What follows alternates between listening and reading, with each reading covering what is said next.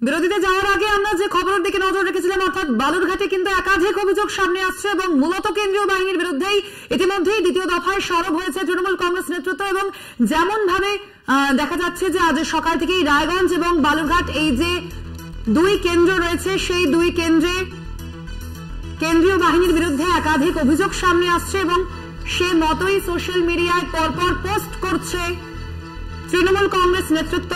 তারা বলছে বাংলার গণতন্ত্র অন্তর্ঘাত করছে বাহিনী, অবাধ ও সুষ্ঠু নির্বাচনের এটাই কি পন্থা, এমনটাই প্রশ্ন করছে তৃণমূল কংগ্রেস।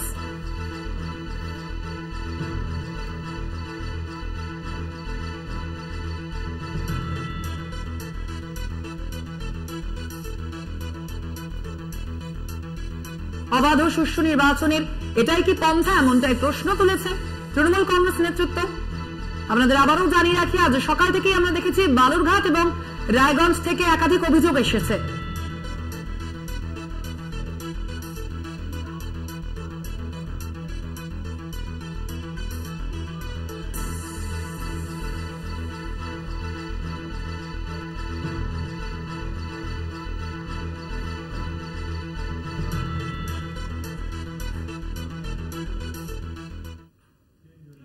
আমরা নজর রাখবো যে দুই কেন্দ্রের দিকে, অর্থাৎ দার্জিলিং থেকে ইতিমধ্যেই আমাদের সঙ্গে যুক্ত হয়েছেন সরাসরি আমাদের প্রতিনিধি রিনা এবং তার পাশাপাশি রয়েছেন ভাস্কর রায়। রায়গঞ্জ যে কেন্দ্র, আপনারা জানেন আজ সকাল থেকেই কিন্তু এই তিন কেন্দ্রে ভোট শুরু হয়েছে, অর্থাৎ দার্জিলিং, রায়গঞ্জ এবং বালুরঘাট, এবং সেখান থেকে ইতিমধ্যেই আমাদের দুই প্রতিনিধি রয়েছেন। আমি প্রথমেই আসবো ভাস্কর তোমার কাছে।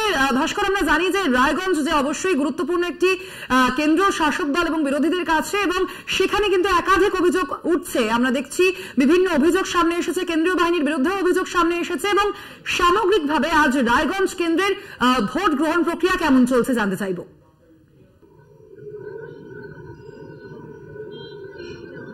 দেখো সোনালী, সকাল থেকে আমরা তুলে ধরেছিলাম যে ইভিএম মেশিন বিভিন্ন এলাকায় খারাপ, বিভিন্ন বুথে, কালিয়াগঞ্জ শহরে সেই জায়গায় দাঁড়িয়ে থেকে প্রায় 1 থেকে 1.5 ঘন্টা করে কোনো জায়গায় ইভিএম মেশিন খারাপ ছিল। সকাল থেকে আমরা সেই ছবি তুলে ধরেছিলাম কলকাতার পর্দার মাধ্যমে।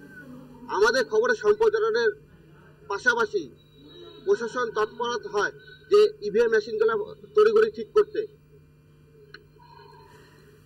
একেবারে ভাস্কর, সেক্ষেত্রে এ বিষয়ে কি নির্বাচন কমিশনের কাছে অভিযোগ জানানো হয়েছে?